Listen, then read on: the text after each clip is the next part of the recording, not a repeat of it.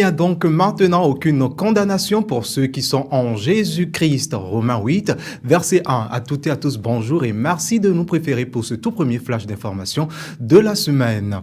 Nous démarrons ce flash par cette page ecclésiale. Le festival Fanfare Gospel 2025 a tenu son événement annuel hier dimanche dans la salle rouge du Palais des Congrès de Cotonou.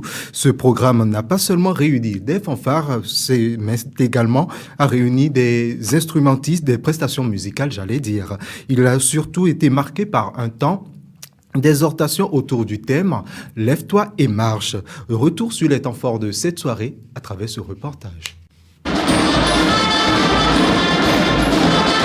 Le festival Fanfare Gospel 2025 a fait vibrer le palais des congrès de Cotonou à travers des cuivres et des percussions.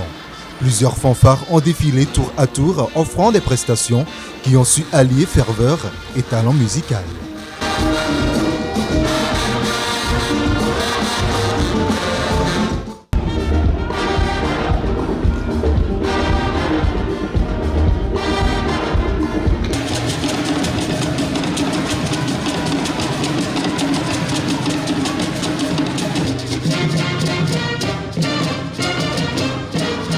Pour cette édition de 2025, le thème choisi est « Lève-toi et marche », une exhortation qui a invité chacun assorti de sa liturgie spirituelle pour marcher résolument dans la foi. Automatiquement, il a eu la guérison. Qu'est-ce qu'il m'a dit? Il a eu la guérison. Il a pris le lit.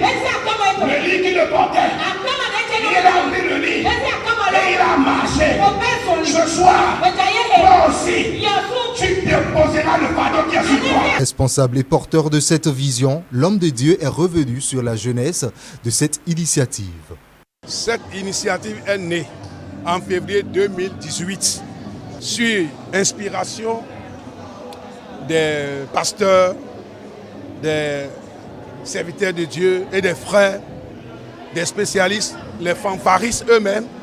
Et nous nous sommes retrouvés à l'hôtel Nobila pour échanger et voir comment mettre en place cette association. De son côté, le coordonnateur n'a pas caché son sentiment de réussite. Mes impressions sont très bonnes parce que l'objectif est atteint. L'objectif, c'est de proclamer la bonne nouvelle à travers les instruments avant. Parce que nous savons que les instruments avant sont une arme pour notre Dieu, l'Éternel des armées. Les participants ont eux aussi partagé leur voix d'avoir pris part à ce rendez-vous. Nous sommes venus assister au festival gospel de cette année 2025. J'avoue que l'organisation s'est bien passée. On a aimé les prestations, le Seigneur s'est glorifié. Première édition pour moi, je n'avais jamais eu l'opportunité d'assister, mais j'avoue que j'ai passé un super moment. C'est toujours impressionnant de pouvoir voir toute cette plénitude au niveau des fanfaristes. C'est des chants que nous avons l'habitude d'exécuter au micro, mais comme ça en live avec des fanfares, c'est encore une dimension extraordinaire pour la gloire du Seigneur. Au-delà de la musique, ce festival aura marqué les esprits. Pour cette édition de 2025, le festival Fanfare Gospel reste désormais un rendez-vous incontournable du paysage chrétien béninois. Et puis le Saint-Esprit, à travers l'apôtre Paul, recommande aux chrétiens de prier sans cesse dans 1 Thessaloniciens 5, verset 17. Certaines personnes se plaignent de ne jamais être exaucées et par conséquent, elles abandonnent leur vie de prière. Mais quels sont les obstacles à une vie de prière exaucée et que faire pour toujours être exaucé? Suivez le pasteur Landry Odongo Bongo à ce propos. Le premier obstacle plutôt, c'est qu'il y a beaucoup de chrétiens qui ne savent pas ce que c'est que la prière. Pour beaucoup de gens, la prière, c'est un moyen pour résoudre leurs problèmes. Pour certaines personnes, la prière, même s'ils font mal n'importe comment, s'ils viennent se mettre à genoux, ils prient. Dieu va faire ce qu'eux demandent. La prière est d'abord un dialogue avec Dieu. Dieu ne nous veut pas seulement comme des commandeurs. Père, donne, donne, donne, donne. Mais Dieu nous veut d'abord comme des intimes. Si nous rentrons dans l'intimité de Dieu, alors Dieu pourra nous exaucer. Donc le deuxième obstacle à la prière, c'est l'incrédulité. Il y a beaucoup de gens qui prient, mais ils ne croient pas. Ils ne croient pas véritablement en Dieu. Ils ont pris la prière comme un exercice ou comme une formule magique. Si je le fais, si je le dis, Dieu va m'exaucer.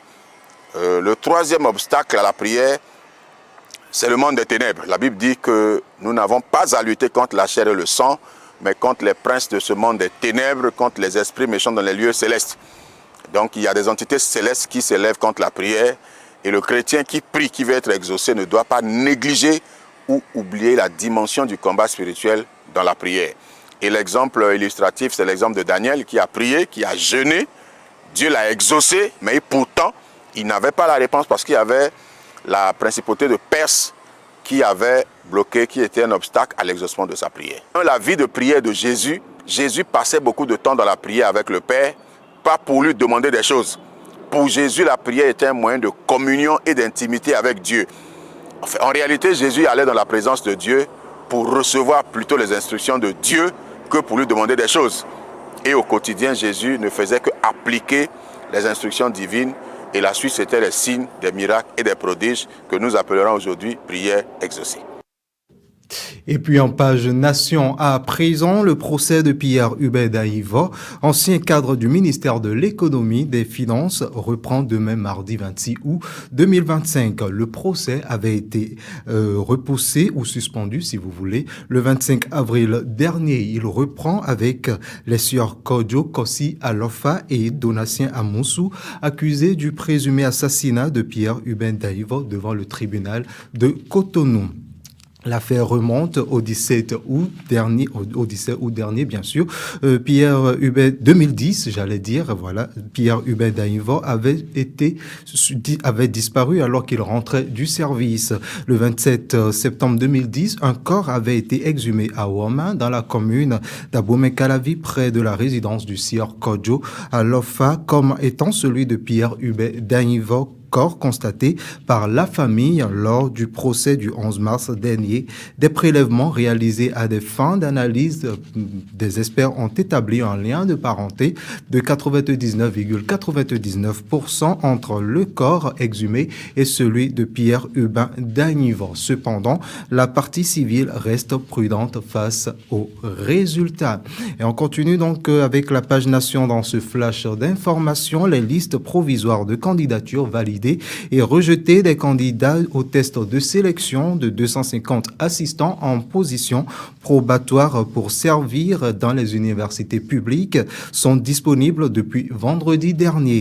Elles peuvent être consultées sur le site www.travail.gouv.bj et https://enseignementsupérieur.gouv.bj. Dans un communiqué publié le vendredi 22 août dernier, le ministère du Travail et de la Fonction publique annonce que les candidats dont les dossiers de candidature ont été rejetés pourront satisfaire au motif de leur rejet par dépôt physique à partir d'aujourd'hui et ce jusqu'au mercredi prochain. La liste définitive peut être consultée dès le 1er septembre sur les mêmes sites.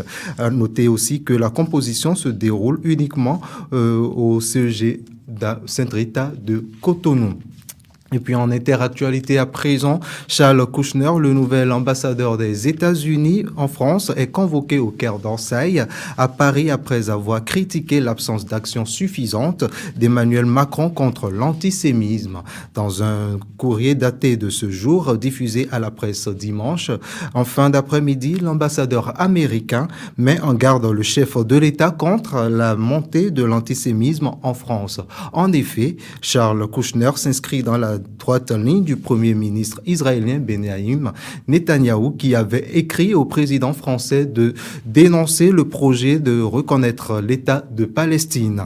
Il faut dire que l'antisémitisme est la répugnance non raisonnée envers les Juifs. Et voilà donc qui vient mettre un terme à ce flash d'information. Merci de nous avoir suivis.